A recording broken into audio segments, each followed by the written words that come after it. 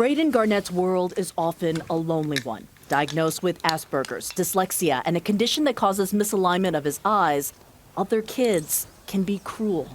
School, I struggle because people are calling me names. I'm getting bullied constantly. What do they say to you?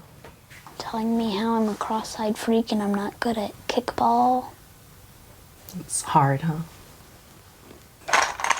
Braden's 11th birthday was coming up. His mother hoped this year would be different. How many kids did you invite? 36 total. How many said they would come? As of 2 days before, only 3 were going to be there. That's happened every birthday since he was 5. This year was different. I sent an email to Detective Eaton, Pekin Police. Affirmative. They've got someone who'll be there till 5. What about this email caught your attention? I thought, if that was my child and nobody showed up, what would I say to him? So I thought, we can do this. Detective Eaton spread the word to the beat cops. They were talking about this special kid, Braden, and how neat it'd be if we could go and surprise him at his birthday party. The cops called the fire chief. We put it out to the guys, and within just a few minutes, we had 3 guys that said, yeah, we'll show up. Why bring the big rig? Why not?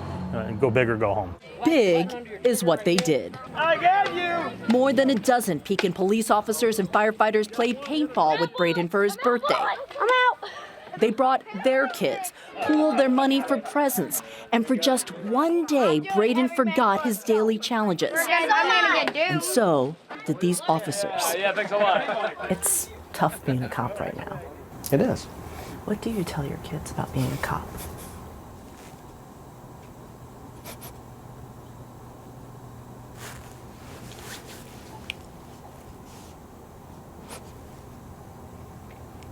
Sorry. It's okay. Was this about a birthday party or was it something more for you? We are people, just like him. Real struggles, real feelings and real families. Kyung-Hwa, CNN, Pekin, Illinois.